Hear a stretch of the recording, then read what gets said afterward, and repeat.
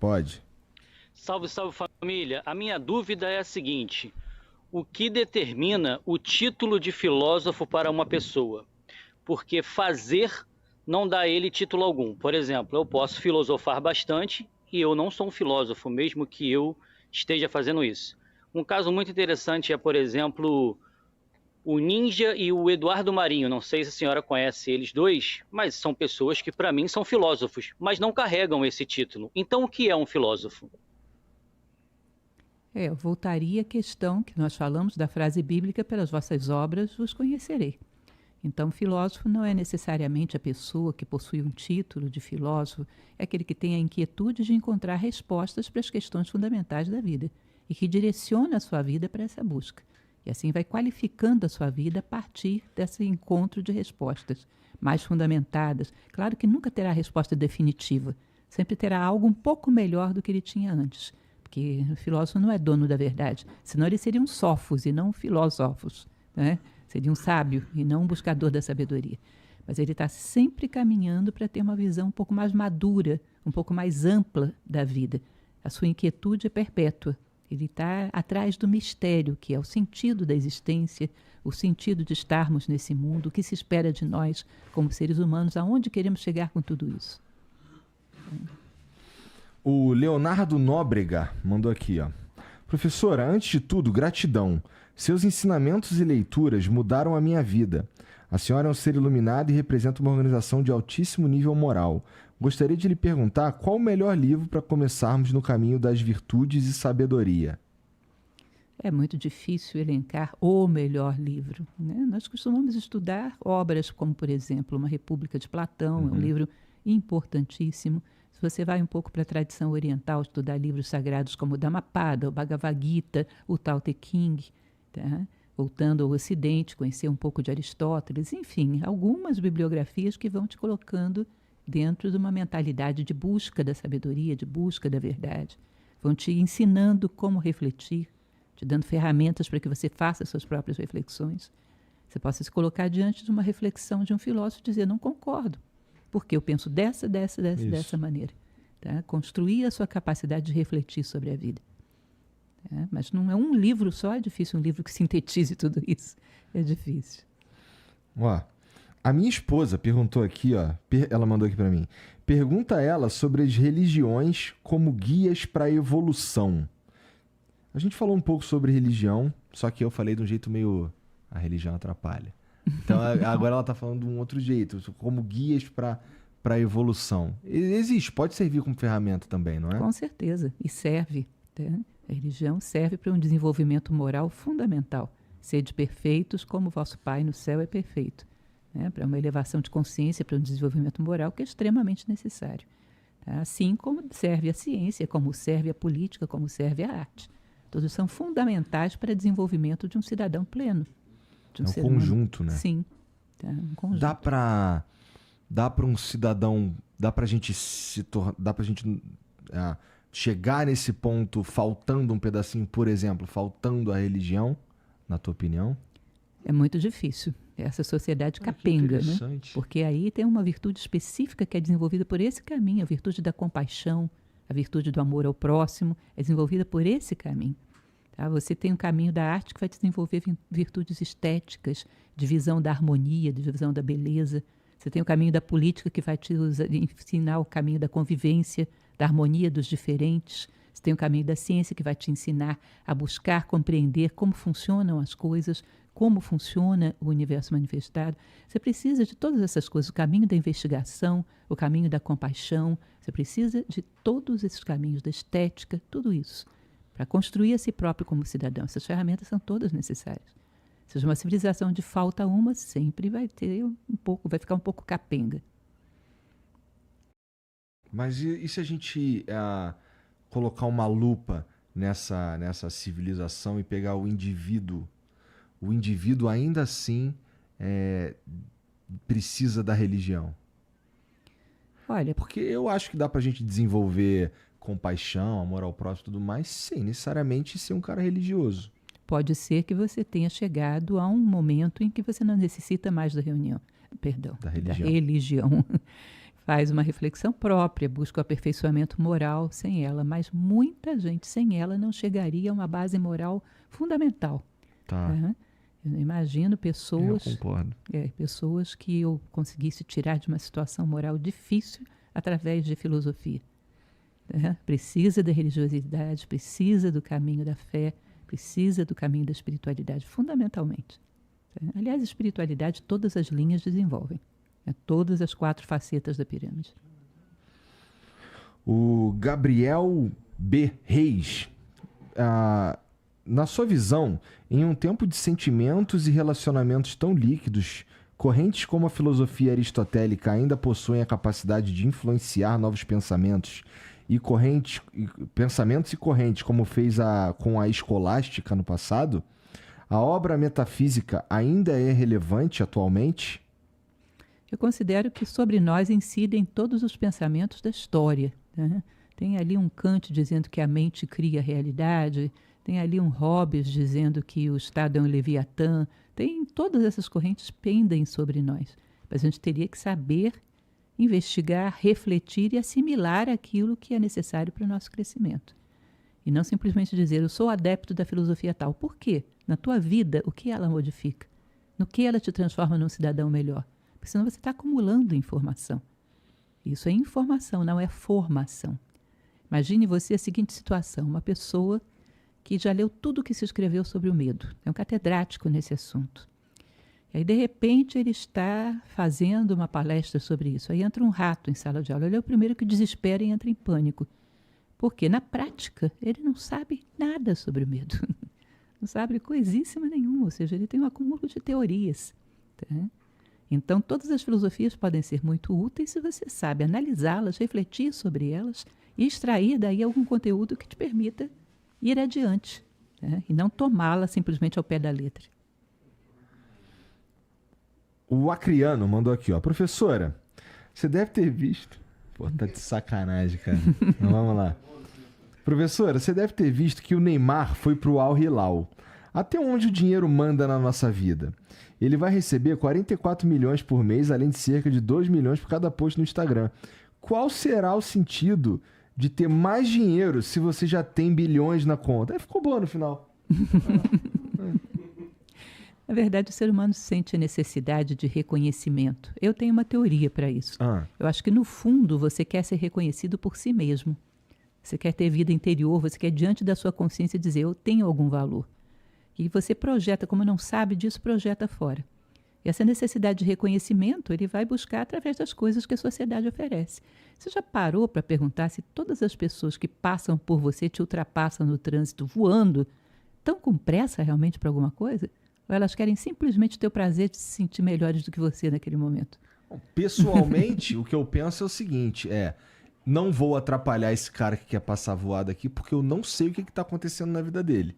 Geralmente é isso que passa pela minha cabeça. Sim, eu também penso isso, mas em geral não está acontecendo nada. Você sente quando uma pessoa, por exemplo, você a ultrapassa, ela olha para você ofendida por ter sido ultrapassada? Ou seja, ter mais dinheiro, ter mais velocidade, ter mais projeção, é a única coisa que se conhece. Eu não estou feliz com esse tanto, deve ser porque não é o suficiente. Vou buscar mais. Se essa pessoa tiver uma outra alternativa que não é para fora, é para dentro, ela talvez vá nessa direção. Num determinado momento ela vai ter que descobrir essa alternativa. Tá? Mas enquanto só vê as coisas do lado de fora, vai querer muito do mesmo e nunca estará satisfeita. Que coisa.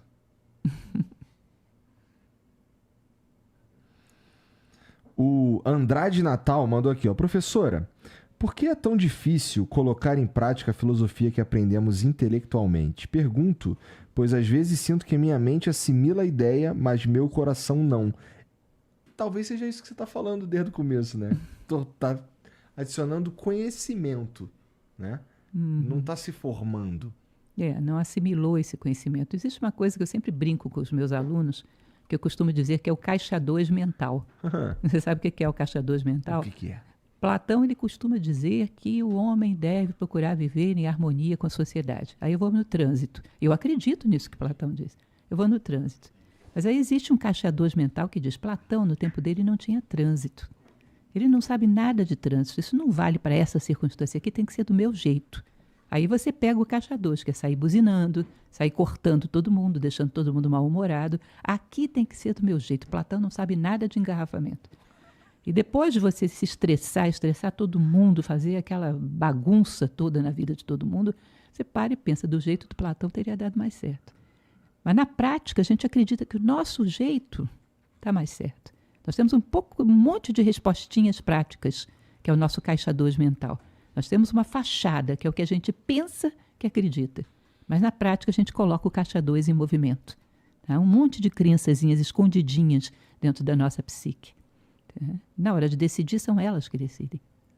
E aí parece incoerente. Na verdade, você não acredita profundamente. É bonito acreditar nessa parada aqui. Portanto, eu vou dizer que eu acredito. É possível também, né?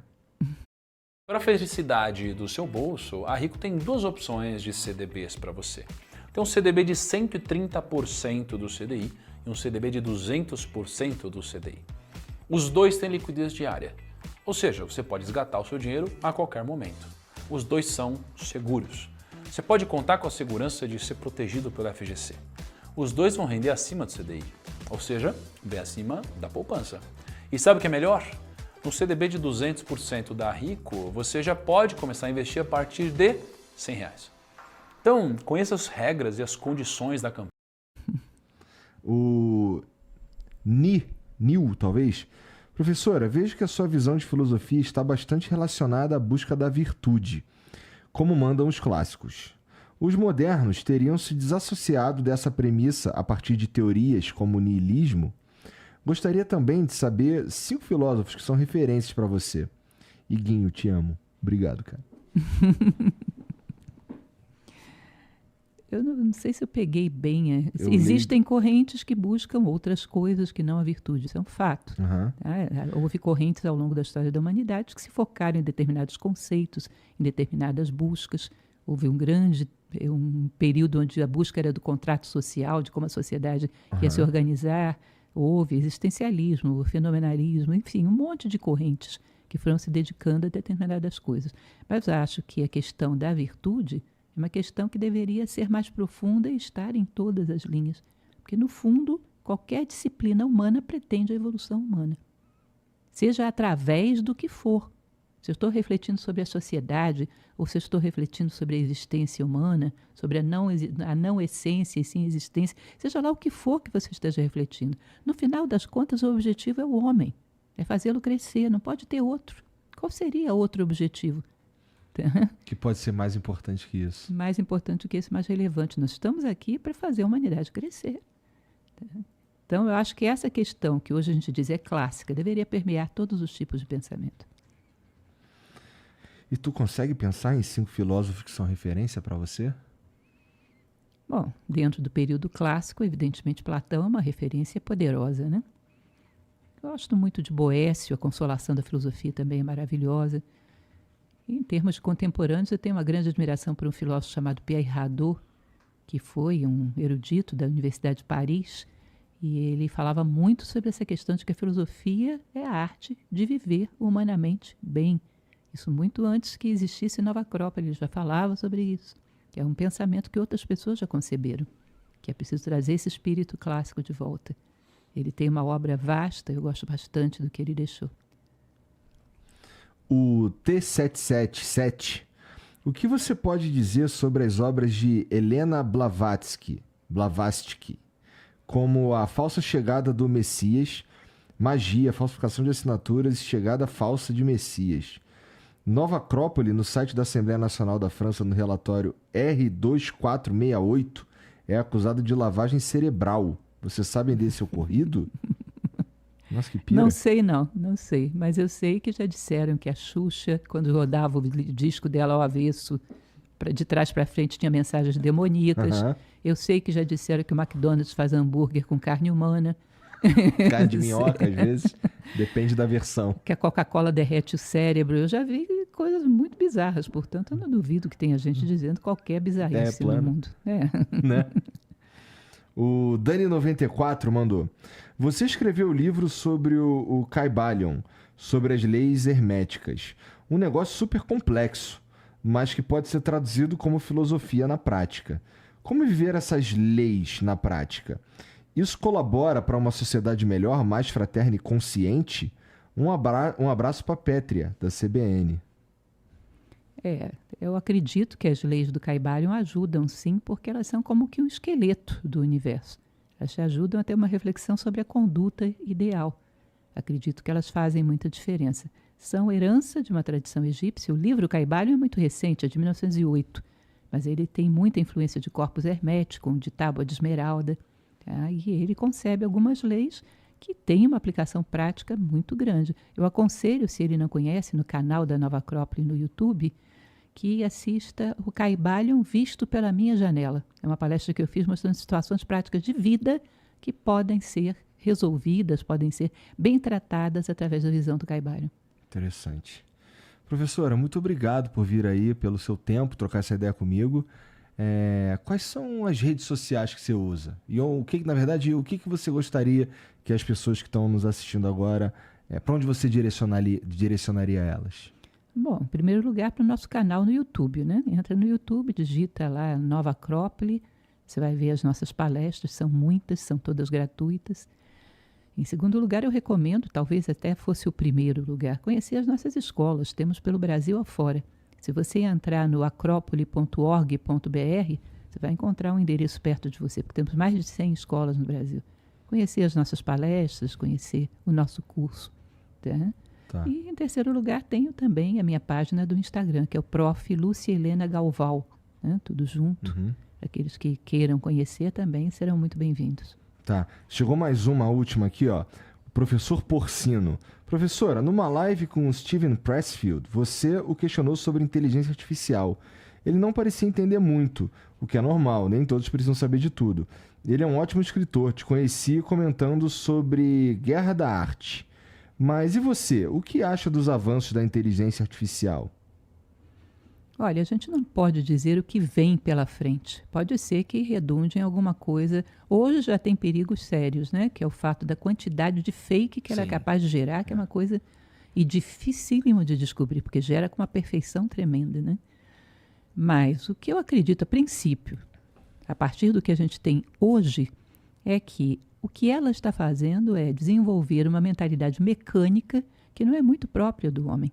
A criatividade, a engenhosidade, a capacidade de intuir, a capacidade de gerar ideias novas, tudo isso, nada disso está na inteligência artificial. Ela trabalha a partir de um repertório e uma combinação coisas que a gente já deu para ela. Isso, né? Aquele repertório, ela faz uma análise combinatória ali dentro. Então, se ela pega essa mentalidade mecânica que repete o que já foi dado, ela nos poupa desse esforço. E nós fazemos aquilo que é humano, que é fazer uma reflexão mais profunda, sermos imaginativos, sermos criativos, sermos intuitivos, tudo isso que é tão próprio nosso. Ela nos dispensa da função mecânica. Tá? Até esse momento, pelo menos, a gente pode dizer que não é a inteligência artificial que esteja tomando o nosso lugar. Nós é que estávamos no lugar dela, com uma mentalidade mecânica e repetitiva. Ela nos obriga a entrar na esfera, na seara verdadeiramente humana, né? Começar a pensar e pensar criativamente.